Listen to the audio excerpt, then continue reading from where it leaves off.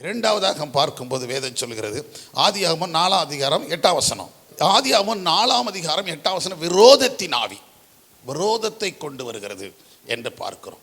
ஆகவே எவ்வளவு நண்பர்களாக இருந்தாலும் சரிதான், சில நேரங்களில் டக்குன்னு யாரும் பாருங்க, கூட பிறந்த தம்பி தான், அவர் என்ன செய்தானா, விரோதித்தான்.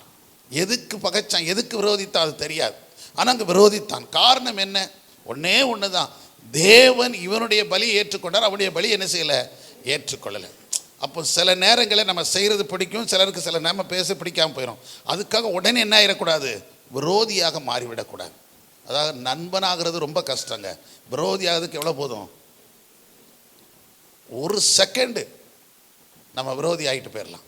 அங்கே அப்படி தான் செஞ்சிட்டான். இவன் நல்லா கவனிச்சுக்கிடுங்க, அந்த விரோதத்தின் ஆவி இன்னைக்கு நிறைய பேரை குடும்பங்களை பாழாக்குவதற்கு அது அப்படித்தான் செய்து கொண்டு இருக்குது. நீங்கள் வாஸ்து பார்த்தீங்கன்னா யாக்கோபு புஸ்தகம் 5ஆம் அதிகாரம் 9ஆம் வசனத்தை வாஸ்து பாருங்க.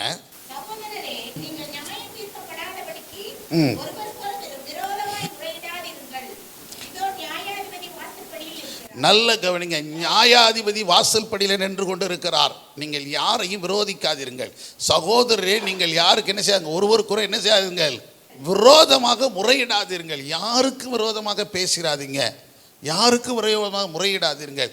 ஏன்னா யார் வாசப்படியில் நின்று கொண்டு இருக்கிறார், நியாயாதிபதி வாசப்படியில் இருக்கிறார். இந்த உலகம் நமக்கு நிற்காது, அண்ணன் தம்பி நிற்கல, அக்கா தங்கச்சி நிற்கல, ஆனால் கர்த்தர் வாசலில் தான் நின்றுகிட்டு இருப்பார். அல்லேலூயா. அப்போ நியாயம் தீர்க்கிறவர் இருக்கிறார் என்பது புரியுங்க. ஈஸி, பேசுறது ஈஸிங்க, யாருக்கு விரோதமாக பேசுறது ஈஸிங்க, வாயை திறந்து டக்குன்னு சொல்லிவிடலாம். நான் சொல்கிறேன் நல்ல கவனிங்க, ஒருத்தர் விரோதமாக பேசிட்டு அந்த வார்த்தையை திரும்ப என்ன செய்ய முடியாது, எடுக்க முடியாது. ஒருத்தர் அடித்தா கூட திரும்ப ஆறி போயிடும், ஆனால் அந்த வார்த்தைகள் என்ன செஞ்சுட்டே இருக்கும். ஆமாம், அதனால் வார்த்தைகள் ஒவ்வொரு நாளும் நின்றுக்கிட்டே இருக்கும். அதனால தான் அன்னைக்கே சொல்லிட்டாங்க, திருவள்ளுவர் கூட எப்படி தான் சொன்னார், தீயினால் சுட்டப்புண் உள்ளாரும் ஆறாதே நாவினால் சுட்டவடு அப்படின்னு சொல்லிட்டார். அப்போ இந்த வார்த்தைகள் பிரயோகம் பண்ணுறது, விரோதமாக எழும்புறது எல்லாம் ஜாக்கிரதையாக இருக்கணும். யாருக்கு விரோதமாக யாரும் இருக்கவே கூடாது. நமக்கு யாரும் விரோதி அல்ல. அல்லேலூயா. சத்தமாக இல்லை சொல்லுங்க. யாரும் விரோதியாக என்ன செய்யாதீர்கள், பார்க்காதீர்கள். யாரும் நமக்கு விரோதிகள் அல்ல, எல்லாரையும் நண்பனாக பாருங்கள். விரோதியாக யாரையும் நம்ம என்ன செய்ய வேண்டியதில்லை, பார்க்க வேண்டியதில்லை. நம்முடைய மனப்பக்குவங்களை பக்குவப்படுத்தி கொள்ள வேண்டும். எதுக்கு எடுத்தாலும் டக்குன்னு இது பண்ணக்கூடாது. ஏன்னா வேதம் அப்படி தான் சொல்லுது. நீங்கள் வாஸ்து பாருங்கள், 1 பேதுரு புஸ்தகம் 2ஆம் அதிகாரம் 12ஆம் வசனம், 3ஆம் அதிகாரம் 16ஆம் வசனம். இந்த 2 வசனத்தை நீங்கள் ஏதாவது ஒன்று வாஸ்து பாருங்கள், என்ன சொல்லுது பாருங்கள். அதாவது உங்களுக்கு விரோதமான சில காரியங்கள் அவதூறாக பேசுகிறவங்களுக்கு நடுவிலும் கூட நீங்கள் எப்படி நடந்து கொள்ளுங்கன்னா, அவங்க என்ன செய்யணுமா, உங்கள் நற்கிரியைகளினாலே கர்த்தருடைய நாள் வரும்போது அவரை மகிமைப்படுத்தும்படிக்கு நீங்கள் எப்படி செஞ்சு கொள்ளுங்க, உங்கள் நற்கையிலே நடந்து கொள்ளுங்கள்னு சொல்லியிருக்குது. அதை 3:16 வாசித்து பாருங்க. அங்கே என்ன சொல்லியிருப்பாருங்களா, இன்னும் கொஞ்சம் ஈஸியாக உங்களுக்கு தெரியும். ஒருத்தர் விரோதிக்கிறவங்க மாத்திரம் என்ன செஞ்சு போகணுமா, வெட்கப்படும்படிக்கு நீங்கள் என்ன ஆயிருங்க, நல் மனசாட்சியுடையவர்களாக இருங்க. நல்ல நடக்கைகள் இருந்தால் போதும். நம்மளை விரோதிக்கிறவங்கள பார்த்து அவன் இப்படி சொல்லிட்டான், அவன் இப்படி பேசிட்டான், அதெல்லாம் தூக்கி குப்பையில் போட்டு உங்கள் பாட்டு போய்கிட்டே இருங்க. செவிடங்காத ஊதில் சங்கு மாதிரி மாறிடணும். ஏன்னா வேதம் அப்படித்தான் சொல்லுது. சவுல் பாருங்களேன், அவ்வளோ பேர் விரோதமாக நின்னாங்க. இவனா நம்மளை ஆளப்போகிறான், இவனா நம்மளை காக்க போகிறான், இவனா. ஆனால் அவனும் எப்படி இருந்தானா, காது கேளாதவன் போல இருந்தானா.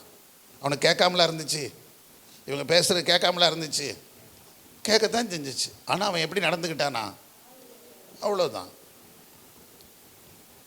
நான் என் செய்கையில் காமிப்பேன் அப்படின்னு சொல்லிட்டு போயிட்டான். அடுத்த நாள் யுத்தம் வருது, வச்சு மாட்டிட்டான். அவ்வளோ பேர் போட்டு தூக்கிட்டு போட்டு கொண்டு விட்டான். அப்போ சொல்கிறான், இப்போ அவங்க எல்லாரும் சொல்லி எவெல்லாம் விரோதமாக பேசுனானோ அவன் எல்லாரும் என்ன சொல்கிறான், சவுல் தான் எங்களுக்கு யார், ராஜா. எவன் வாயினால் இகழ்ந்தானோ, எவன் வாயினால் எதிர்த்தானோ அவன் வாயே புகழக்கூடிய அளவுக்கு கர்த்தர் மாற்றி வச்சிட்டார். சத்தமுறையிலே சொல்லுங்கள். நாட்கள் வருங்க, ஒரே நாளில் வந்துடாது, சில நாட்கள் காலங்கள் ஆகும். அது வரைக்கும் நம்ம என்ன பண்ணி தான் இருக்கணும், பொறுமையாக இருந்தால் போதும். அல்லேலூயா.